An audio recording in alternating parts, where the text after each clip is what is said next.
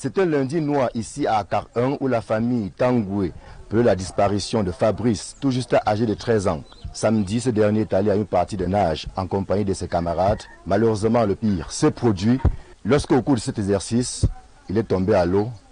Il n'en ressortira pas. Je suis arrivé sur le lieu, j'ai seulement vu les habits. Quand je quittais à la maison, c'était sur mon fils et ses chaussures posées à côté de l'eau.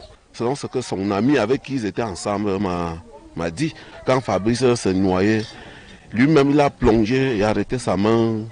Fabrice pesait plus que lui. Il a vu qu'il devait l'entraîner en bas, c'est là où il a lâché. Quand on m'appelle que je me rends sur le lieu, je vois qu'il y avait déjà un lac là-bas, je ne savais pas.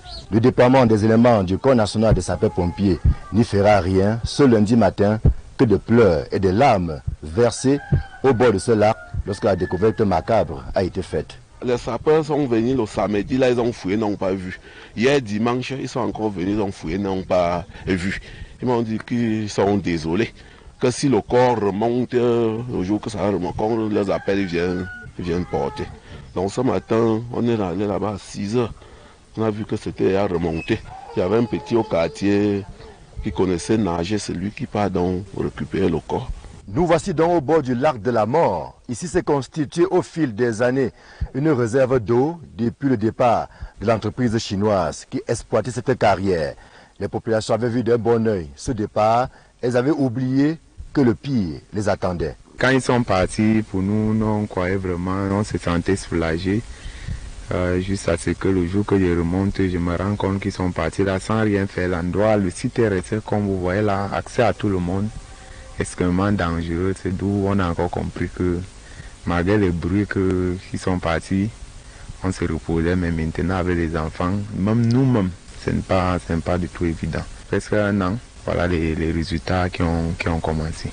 L'exploitation de cette carrière d'Akak, comme de bien d'autres disséminées sur l'ensemble du territoire national, pose un problème, celui de l'abandon justement des trous après leur exploitation, lesquels deviennent de réels dangers pour les populations environnantes. Cet endroit doit être sécurisé. On ne doit pas creuser un truc comme ça dans un quartier où il y a les enfants pour abandonner comme ça. Ça, c'est un piège. Si on avait sécurisé, c'est que les enfants ne pouvaient pas traverser pour aller entrer. C'est un endroit très, très dangereux. Il ne faut pas toujours que le gouvernement vienne en sapeur-pompier, qui a déjà une victime. Ce n'est même pas un quartier isolé. Il y a les élèves de lycée de Côte d'Ivoire qui viennent souvent nager là-bas. À partir du premier victime, là, il faut qu'on sécurise cette site. Aussi, j'interpelle aussi la mairie, qui met même un gardien du jour. Mais les populations sont d'avis que ce site mérite un bien meilleur sort. Il pourrait par exemple être exploité à des fins touristiques, ce qui éviterait que les enfants se promènent à tout hasard par ici. Cela pourrait permettre également à la commune d'avoir quelques recettes.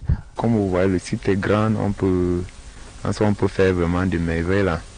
Je pense qu'il faudra que le maire de soi vraiment se saisisse du dossier.